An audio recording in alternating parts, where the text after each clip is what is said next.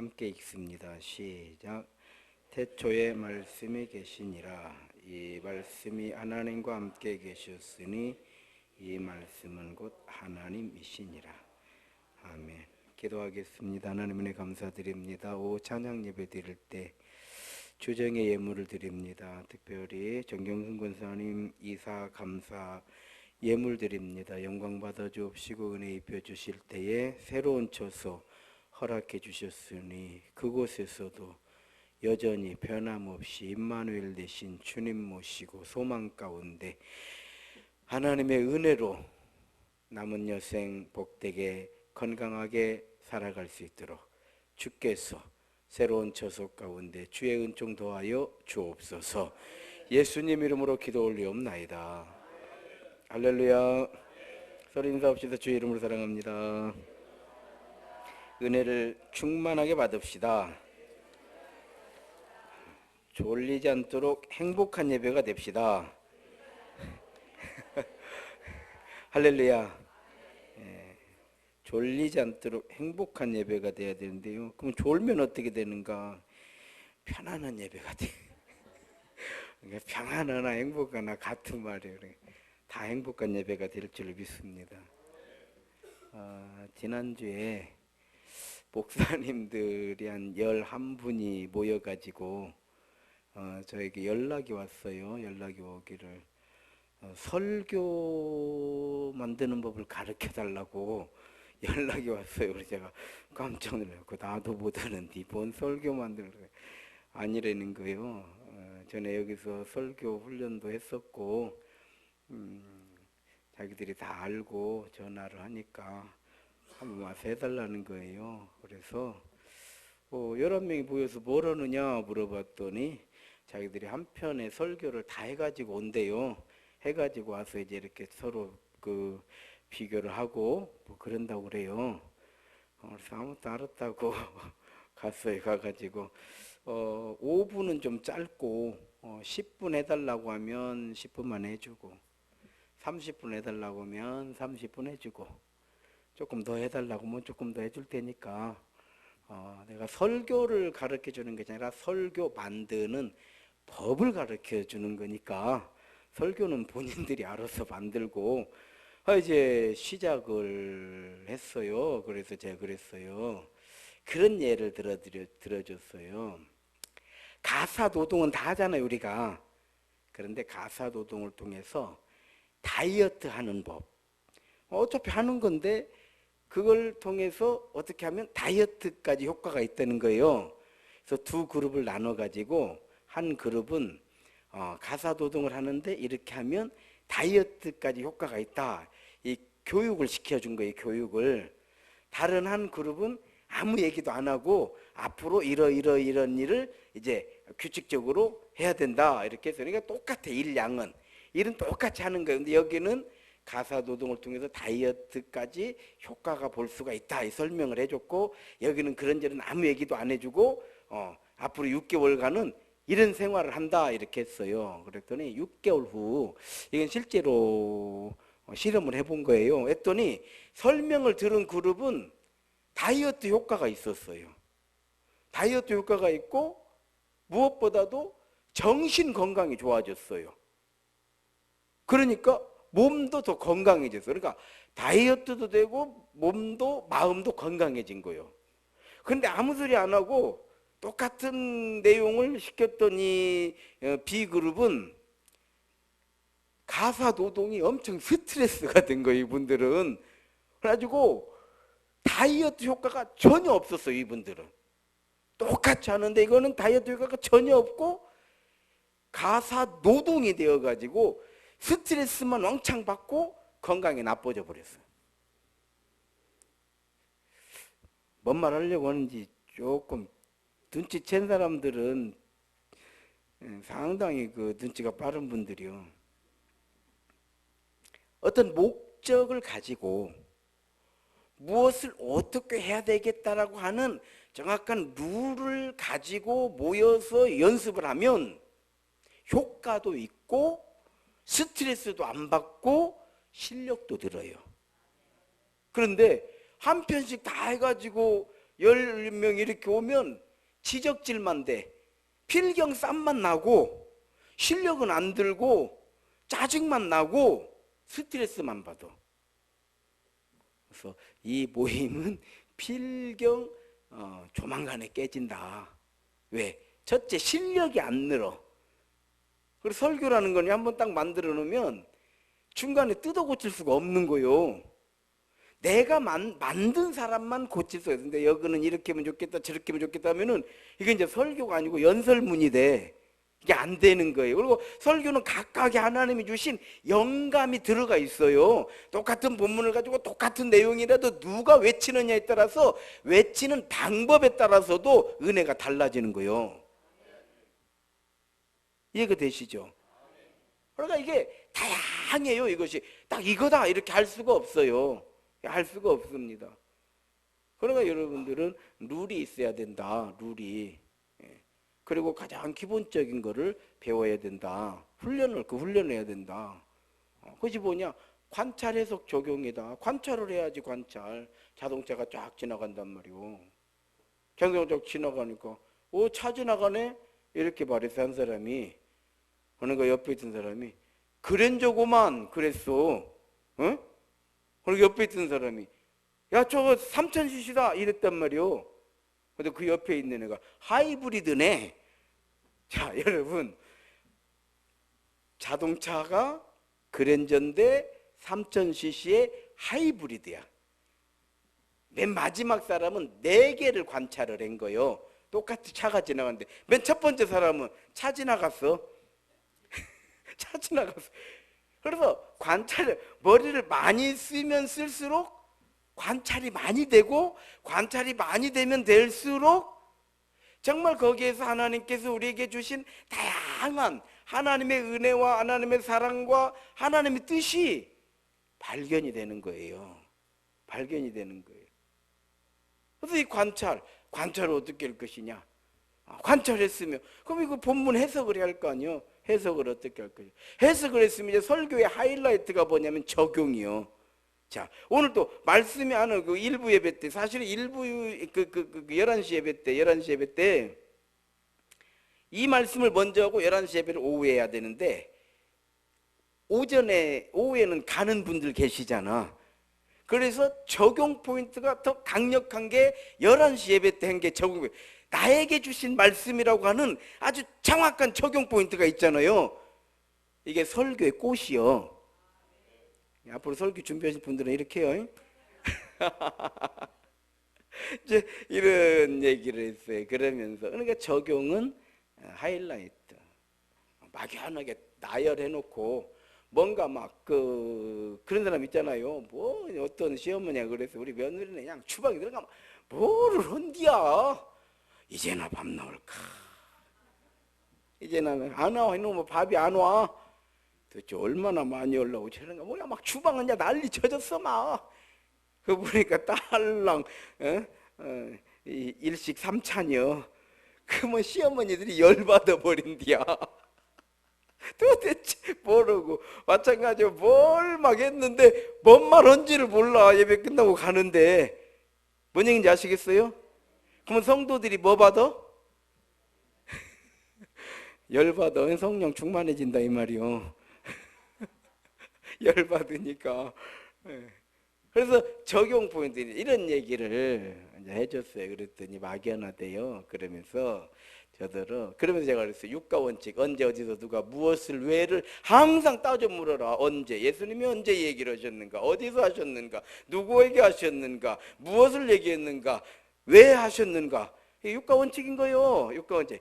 저는 이 훈련을 참 오래 했어요. 아주 이건 설교도 아니요, 기본이요, 기본. 이 훈련을 엄청나게 하는 거예요.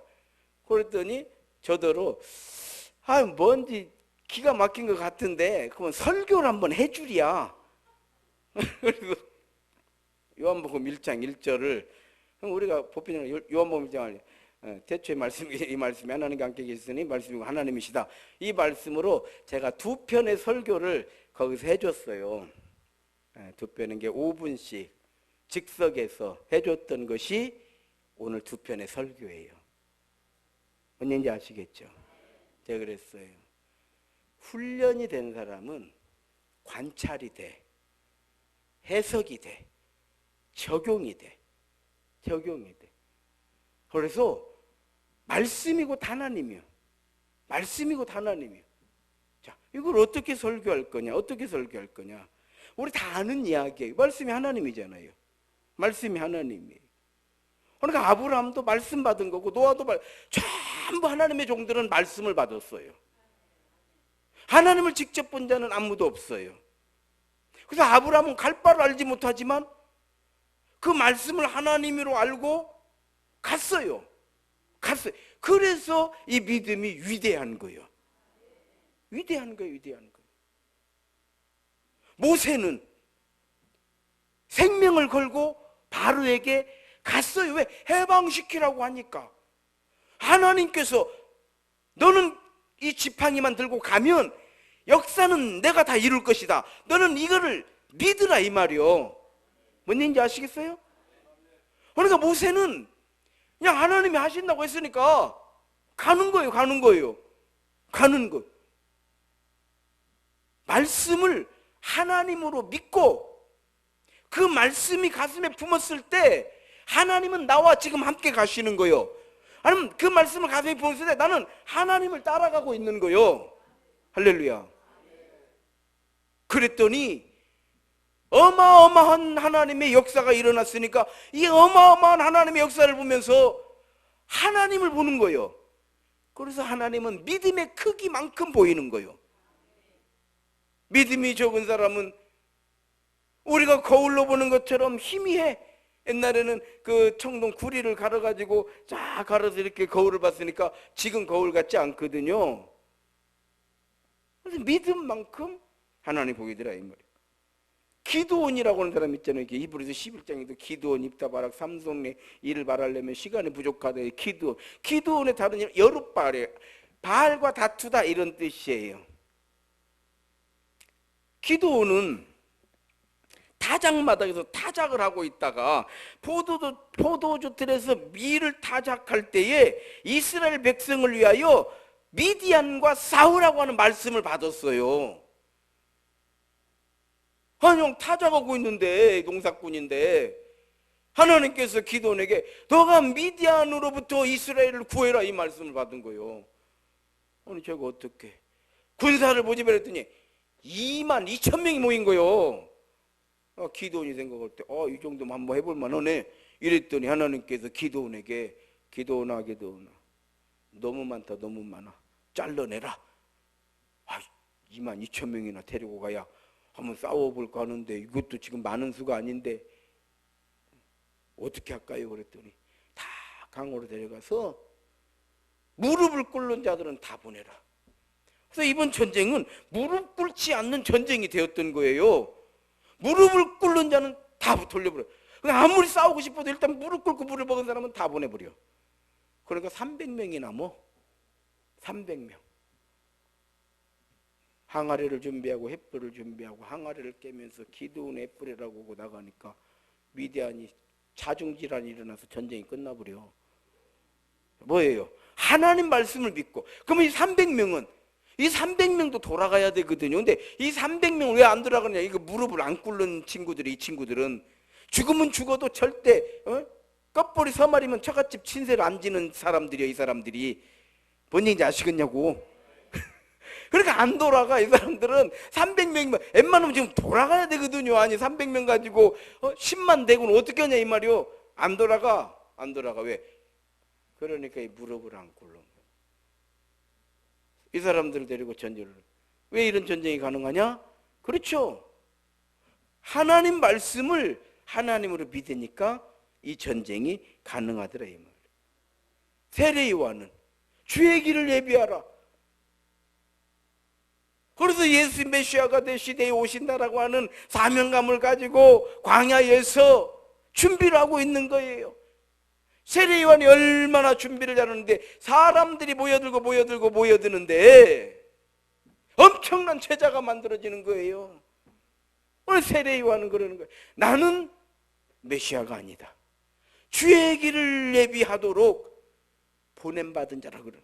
하고 예수님을 만나니까 보라 세상 죄를 지고 가는 하나님의 어린 양이로 다 거기까지 세례 요한의 사명이 딱 끝나고 헤로데에게 죽어버리는 거예요. 바울은 예수님께서 아나니아에게 바울에게 안수하라고 그래요. 아나니아가 다른 사람은 몰라도 바울은 안 됩니다 그래요. 너는 안수해라. 그는 나의 그릇이니라 그래요.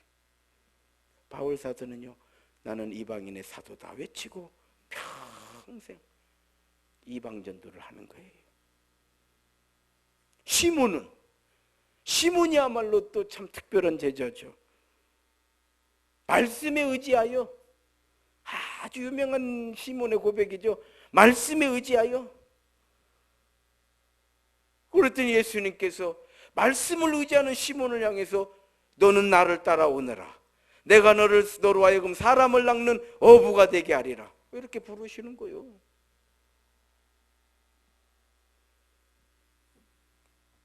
그리고 시몬이 우리 오늘 찬양을 가서 제자 삼으라. 내 양을 먹으라. 내 양을 치라. 내 양을 먹이라.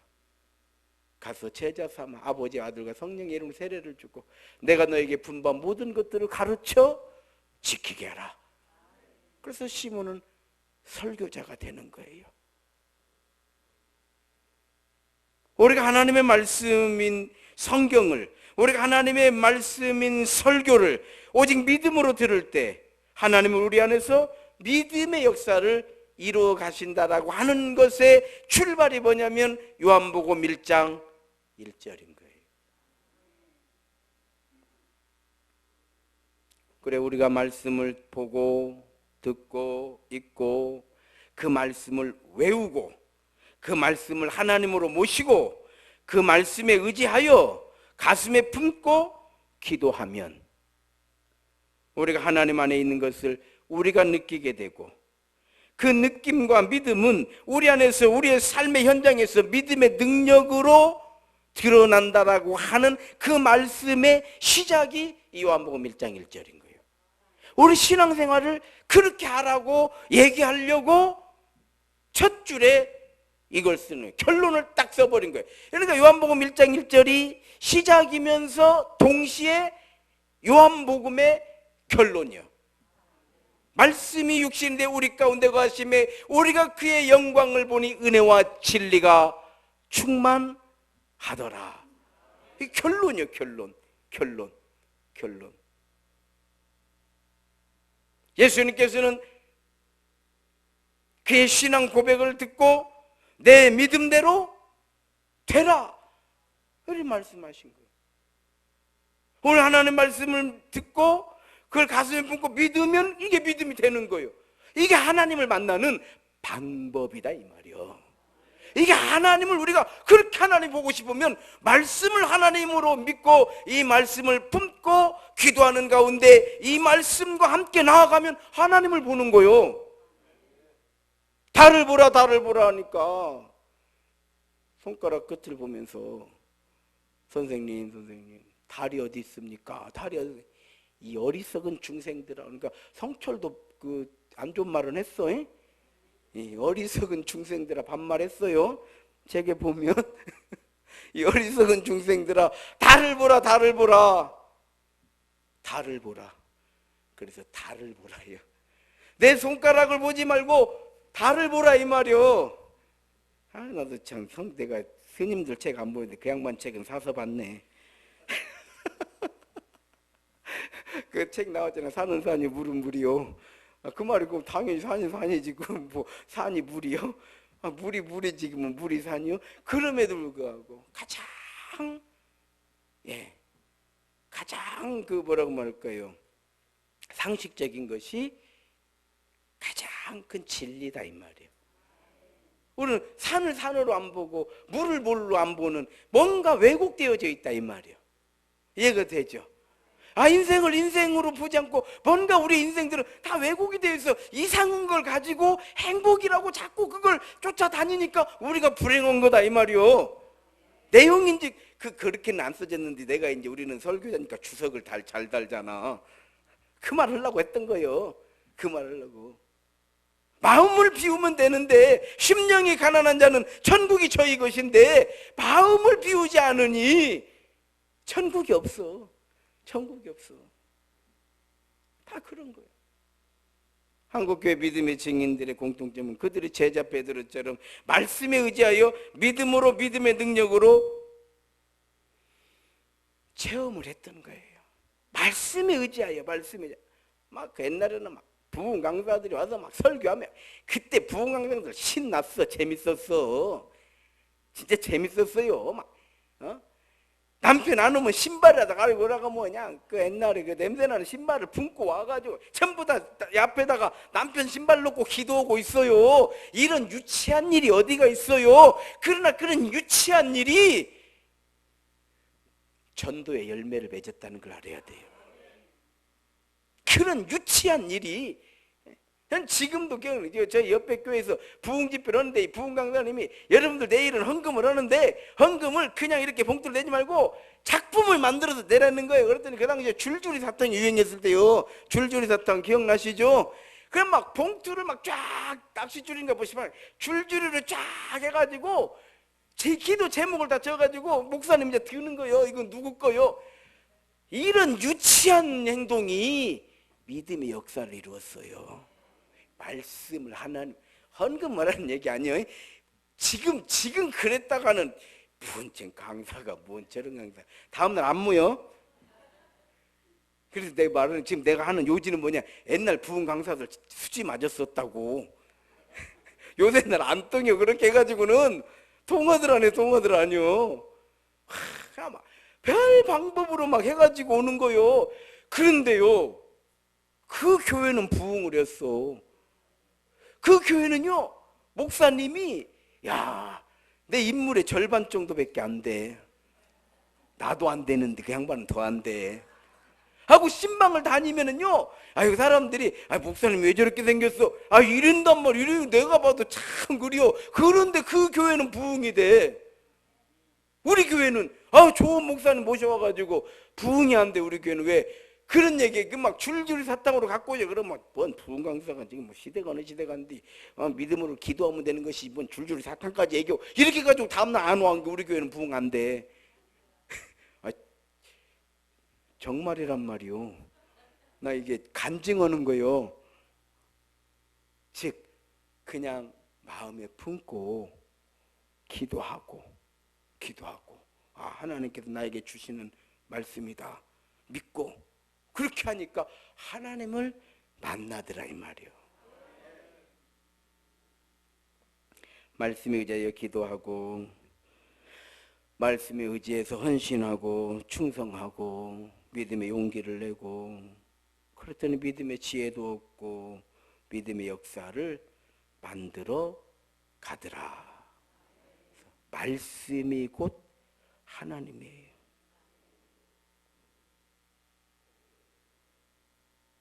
사랑하는 성도 여러분, 이제 가을이 점점 깊어가네요. 꽃들도, 꽃 구경도 얼추 이제 끝나가죠? 얼추 끝물인 것 같아요. 왜? 이제는 단풍으로 가는 거요. 그렇잖아요. 이번 주말이 내장산 단풍의 절정이라고 방송에 나옵디다. 주말에 갔다가 토요일 날 돌아오십시오. 이렇게 깊어가는 가을에 우리의 믿음도 더 깊어지기를 간절히 바라는 마음을 가지고 주여 말씀에 의지하여 깊은 곳에 그물을 내리겠습니다 고백했던 사도 베드로의 그 말씀을 우리가 붙잡는 거예요. 아버지 하나님, 제가 다 우리가 부족하고 연약하지만 오늘 우리 장선아 집사님이 기도한 것처럼 우리가 주님 사랑합니다 고백할 수 있거든요. 고백할 수 있어요. 3여전도 찬양했지만 2여전도 될 걸로 믿고 앞으로 그때까지 교회 안 떠나고 여기 있을 걸로 믿고 할렐루야. 예언 기도하는구나. 좋잖아요. 우리가 고백할 수 있거든요. 그러면 우리의 믿음은 깊어지는 거예요. 우리가 천사가 되는 게 아니에요. 우리가 성인 군자가 되는 게 아니에요. 우리의 믿음이 깊어지는 거예요. 하나님과의 관계가 깊어지는 거예요. 그럴 때 우리는 그냥 우리가 어렵고 힘들 때 말씀에 의지하여 가만히 하나님, 하나님, 나의 하나님, 부르기만 해도 은혜가 되고, 사실은요 진짜 어려운 일이 있으면 막 기도도 안 나와. 그렇잖아요. 나 해보니까 그래. 막 기도 나오면 이 사람은 은혜 충만한 거예요. 진짜 어려운 일이 있을 때는 기도도 안 나. 가만히 앉아만 있어도, 앉아만 있는 거예요. 그냥. 그래도 기도요. 왜? 우리는 이미 말씀에 의지하여 깊어가는 가을, 우리의 믿음이 더욱 깊어져서 내 삶 속에서 말씀이 하나님이 되셔서 임마누엘 되신 우리 하나님을 단순히 경험하는 것을 넘어서 하나님의 은혜 가운데 늘 동행하는 믿음의 복된 성도들이 되시기를 주의 이름으로 축원합니다. 내가 이렇게 설교를 해줬어. 그래서 내가 설교를 하고 보니까 너무 좋아서 주일 낮 예배, 11시 예배, 찬양 예배 하나의 주제를 가지고 제가 거기서 얘기했어요. 10개의 설교도 나온다. 이거 말고도 이 한 절을 가지고 나는 10개를 만들려면 난 10개를 설교를 만들 수 있겠다. 왜? 관찰이 되니까. 이해가 되죠? 그래서 오늘 이 말씀, 목사님 왜 이렇게 요한복음 1장 1절 가지고 2번을 하는가? 2번에 하나님께서 영감을 주셨어요. 그래서 11시 예배 때는 나에게 주신 말씀, 설마 벌써 잊어버리진 않았죠?